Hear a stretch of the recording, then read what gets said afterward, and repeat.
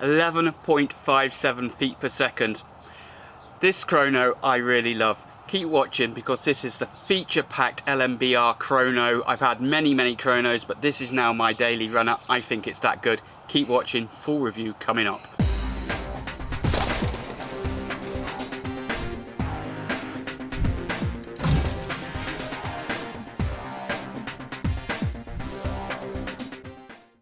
Don't forget to check out our new website, ergonology.com. There you'll find all of our latest videos, social media links, along with many 3D printed parts especially designed for the air rifle community. We also have an independent forum where you can trade your equipment. All of the links are on www.ergonology.com, and the link can be found in the YouTube video description below.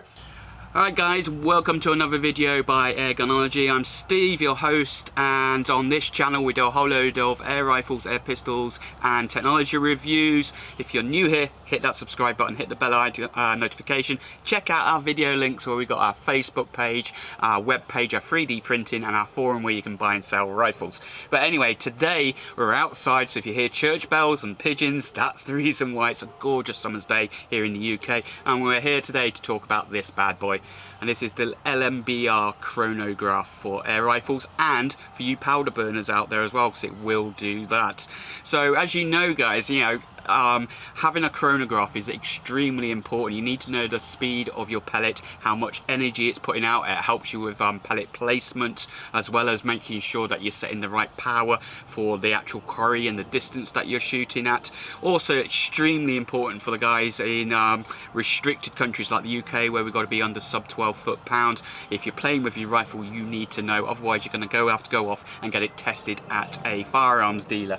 Now, as you know as well, I've done a lot of video reviews on chronos. So I've done a video review chrono on the combo the 625, the one that you stick on the end of your rifle. Leave the links around. I'll leave loads of links up here or that side. I can never remember, but I'll leave links to all of those videos for you so you can check them out. I've also done this bad boy as well, which attaches onto the end of your rifle, and again I'll leave a link for that. A pretty good internal battery, works quite well. I've done a review on this one, which is really, this is an X-Cortec, and this is really designed for paintballs. Some of you guys use these for air rifles, but I found it to be brutally honest, pants. I don't use it, it's a doorstop now. And then the one that a lot of people will be using is this one here, and you guys will be familiar with this. This is the F1 Chrony. I've got one of these. I've used to use these, and they have a lot of problems. You know, they're about £100, but to be honest, I've had enough of it. Even when you've done the modifications on it, it's absolutely awful. But let's just move straight on to the LMBR. What's so good about it? Well, nice and simple, it's actually quite light. It's not that heavy at all, and I'll leave some specs lying around so you can see this, but it's an all-in-one unit. And literally, you can get these on Amazon. I'll leave a link down below as usual. If you do decide to get one, get it from there. It helps the channel out. I get a bit of kickback. But ultimately, I brought this myself, and I just wanted a simple chronograph that literally you could just plonk on the table, switch on and shoot. None of the problems with light, making sure you got the right light. You got to put those stupid shades over the top like you do with the F1. No, I want to be able to switch it on, and I want to be able to shoot my pellet through it, and I want to know, number one, how fast it's going, and number two, I want to know straight away what foot-pounds or joules, if that's what you require. I want to know that straight away. I don't want to have to sit down and calculate it and work it all out like I have to do with the F1 Chrono, because it doesn't do that for me. I just wanted an all simple unit. I also wanted something that I could see it straight away as to how it was working, how fast what energy I'm going out on there. So basically, this is the unit itself. It's powered by two AA batteries. In the bottom here, you just take these Allen bolts out, drop your batteries in there. The batteries last for absolute ages. At the top here is the actual unit itself. On the back, we have the power switch, and we even have a USB cable where you can connect this bad boy up to your computer.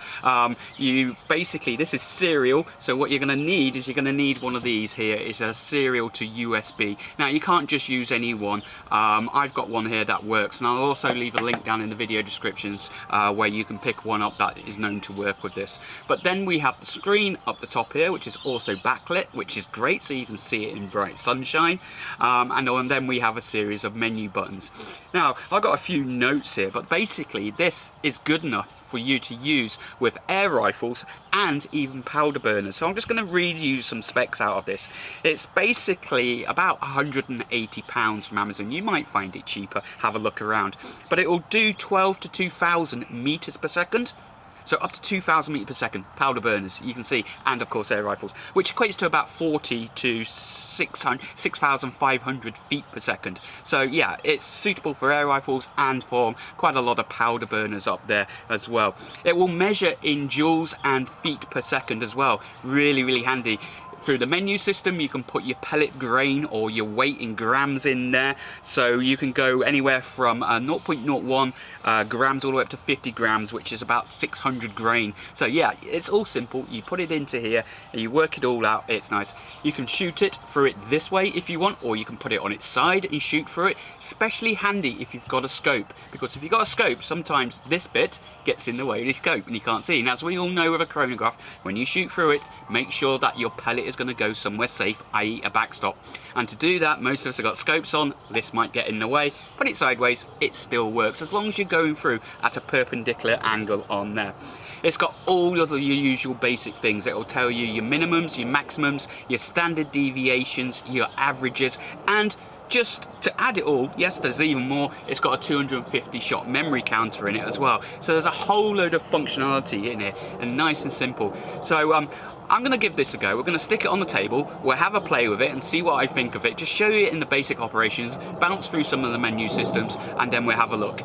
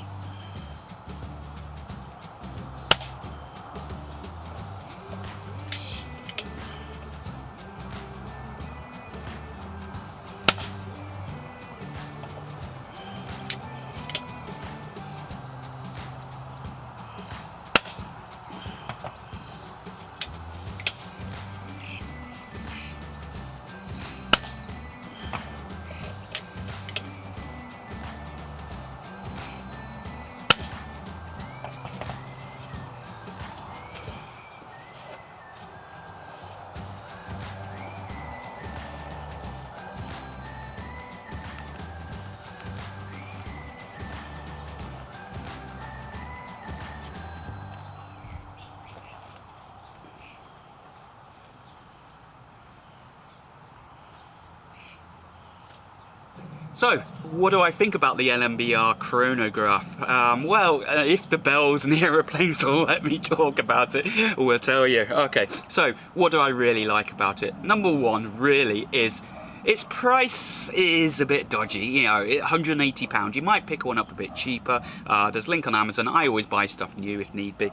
But yeah, it's a plus and it's a con, and I suppose it is expensive. It's a good 70 quid more than a lot of the other chronos out there. But what I do love about it is it's just simple. It's an all-in-one unit. You can put that in your bag, nice and easy. You don't need external battery supplies. You don't need to start putting all of these stupid shades that you get with the F1 Chrono. I hate them. They're absolutely horrible. They never work. So there's no actual light issues or anything with this. You just put it on the table, you switch it on, you put your pellet grain in, you fire through it. It just works fantastic. Also, you're not messing around attaching it to the end of your rifle like the CB625 or one of these things here, the XC. You're not messing around attaching it to the end of the rifle. Literally switch it on, pellet grain. The chances are you've already got it set because it's got a memory. When you switch it off, it remembers. Plonk it on the table, shoot through it, and it tells you. It tells you your speed, it tells you your feet per second. It can't get any simpler than that. The batteries last absolutely ages.